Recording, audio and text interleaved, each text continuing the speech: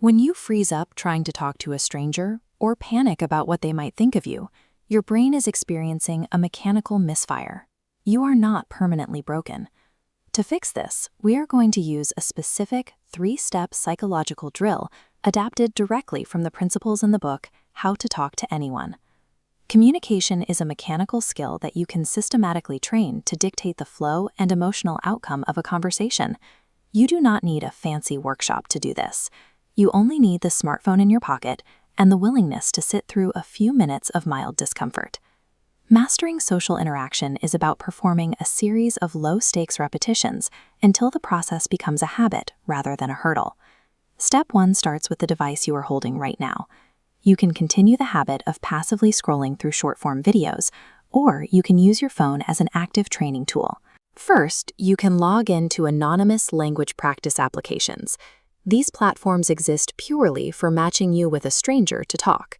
If you mess up or run out of things to say, there are 0 real-world social consequences. You simply disconnect. An even easier method is to call a generic corporate customer care line. The operator on the other end is professionally obligated to maintain the conversation with you, whether you speak in Hindi or English. Your goal is simply to keep them on the phone for 2 to 3 minutes. If talking to another human still feels out of reach, open your phone's camera and record yourself speaking. Getting your tongue moving and projecting your voice to a lens physically trains your vocal delivery and chips away at performance anxiety. In any of these exercises, pay attention to your body. During the first 60 seconds, your heart will race, but if you hold out past that first minute, your heart rate will naturally begin to stabilize. By keeping the stakes this low, you separate the physical mechanics of talking from the heavy burden of social judgment. You are just getting your reps in. Once you can speak without your voice shaking on the phone, step 2 moves to in-person physical cues. Think of a high-stress environment, like walking into a corporate job interview or approaching someone you have a crush on. Here, you deploy the flooding smile technique. This is a deliberate, slight, and warm expression that you strictly pair with sustained eye contact when the other person speaks.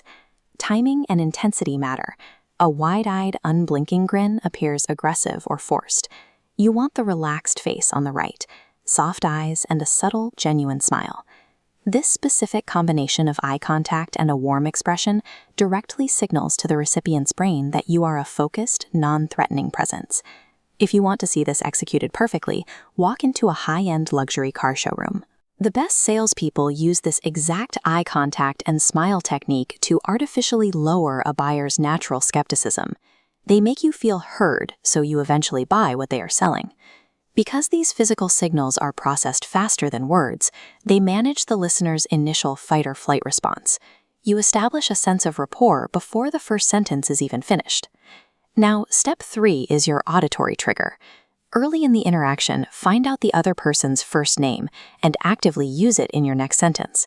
Psychologically, an individual's own name is their most preferred auditory stimulus. Hearing it cuts through background noise and immediately commands their full focus.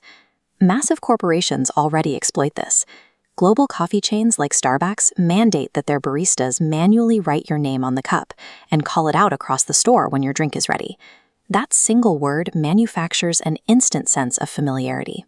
It elevates you out of the category of a random stranger and makes you an active, memorable participant in their day. But here is a strict warning about the complexity of social hierarchies.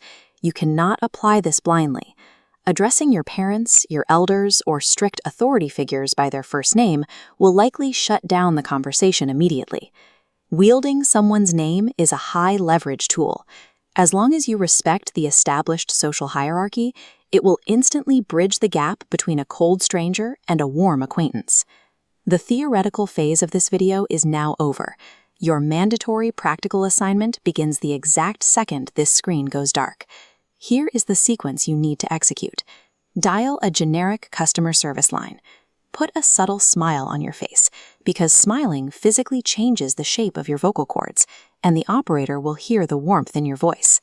Ask for the representative's name and use it to thank them before you hang up. Finishing this 2-minute exercise provides immediate, tangible evidence that your fear of interaction is a mental construct. It is the essential first step toward proving to yourself that you are fully capable of engaging with the world.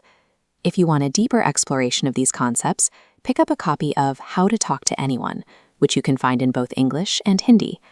Unshakable confidence is a muscle built exclusively through deliberate, uncomfortable, and repeated actions. So go ahead, pick up your phone, and make the call.